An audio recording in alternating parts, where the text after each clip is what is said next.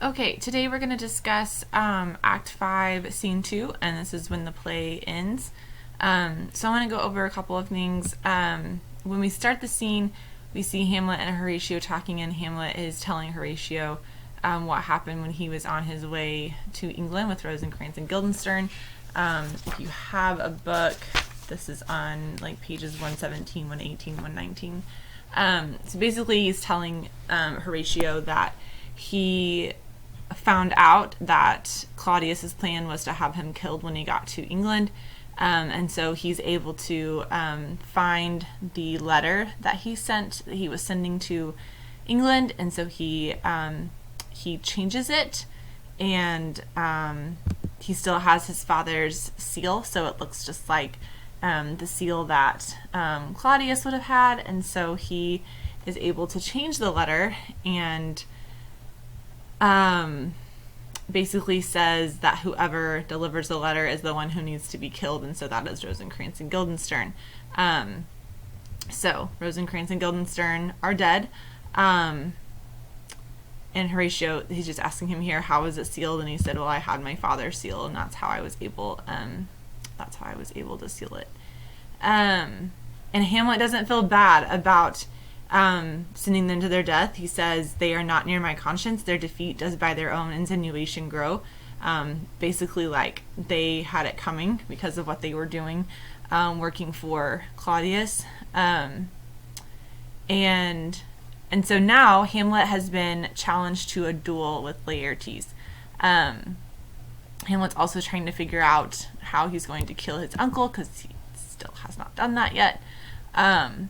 And so Osric, who is a young courtier, comes in where Hamlet and Horatio are talking, and Osric tells Hamlet that he has a message from the king.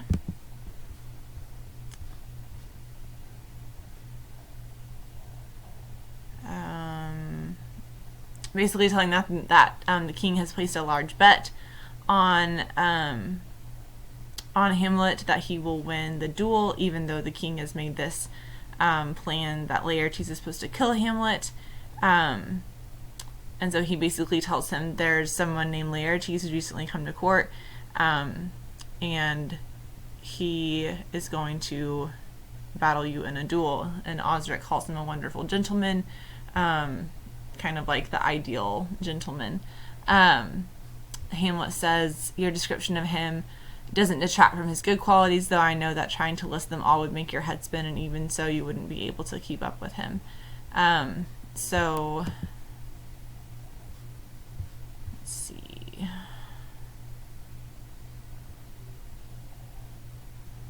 They're just kind of, this part of the conversation is not super important. Hamlet's just kind of messing with Osric because he's not supposed to be a super smart person.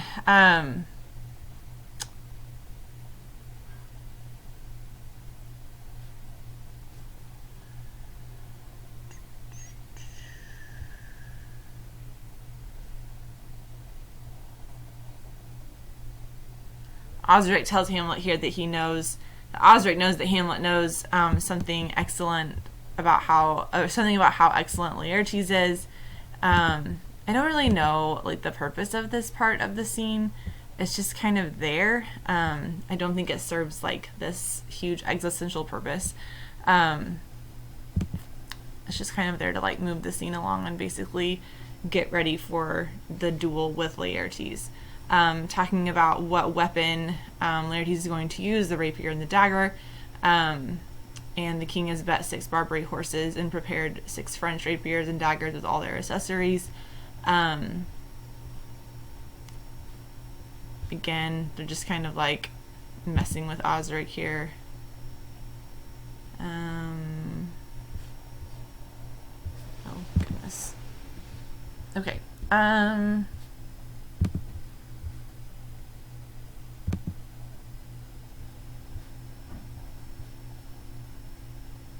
Okay, so Osric leaves, and Hamlet says it is a good thing he's here to recommend himself. No one else would. Just kind of making fun of Osric. They don't really like Osric very much. Okay, and then we are told that the king and queen are coming down to watch the duel, and so Hamlet is going to try also to kill the king during this duel. So everyone's plan is to basically kill each other. Hamlet says, I've been practicing fencing constantly since he went off to France. With the handicap they've given me, I think I'll win. But I have a sinking feeling anyway, so Hamlet doesn't have the best feeling about this duel. Hamlet says it is but foolery, but it is such a kind of gain-giving as would perhaps trouble a woman. So he's kind of like doubting, but not taking his doubts super seriously.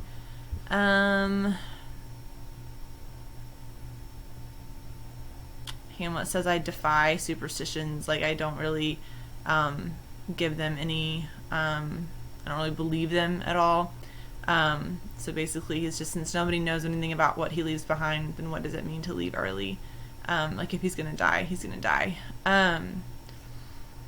Okay, so then the king and the queen enter with Laertes. They bring in the fencing swords, a table, and pitchers of wine. We also know that the king has he has this plan that they're going to poison the tip of Laertes' sword. They're also going to poison the wine in case in case Laertes is not able to wound him. So Hamlet is talking to Laertes here. He says, give me your pardon, sir, I've done you wrong. Basically almost trying to like apologize to Laertes before they get started.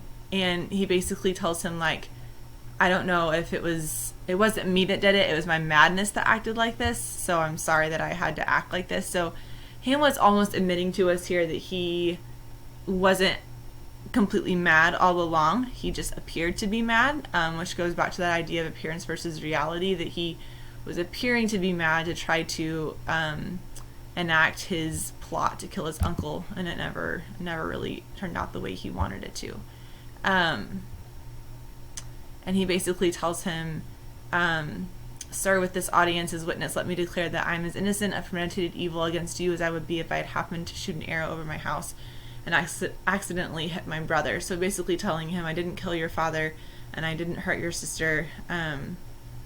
He says, Laertes says, I'm satisfied. His motive in this case should stir me most to my revenge. But in terms of honor, I stand aloof and will know reconcilement till by some elder masters have known honor. So he's not going to accept his apology or make peace without staining his own reputation in doing so. So he has to duel him if he's going to maintain his reputation. Okay, so they give them the swords, and Laertes says it's too heavy for me, gives him another, and then Claudius says to put the goblets of wine on the table, and if Hamlet makes the first or second hit, or gets back at Laertes making a third hit, then let my soldiers give him a military salute. I'll drink to Hamlet's health, and into his goblet I'll drop a pearl even more costly than those in the crowns of the last 4 Danish kings. So he'll poison him.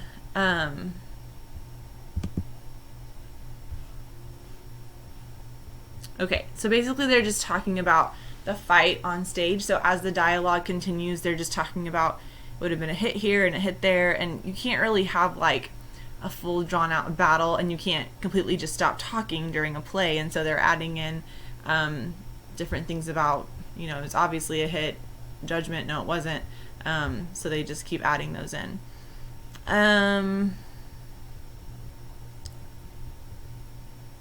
Gertrude is worried about Hamlet. She wants to, wipe his brow. She lifts the cup with the poison in it, acting like she's about to drink. She does not know that the cup has been poisoned. Claudius tells her not to drink it. She says, excuse me, but I'm going to drink it.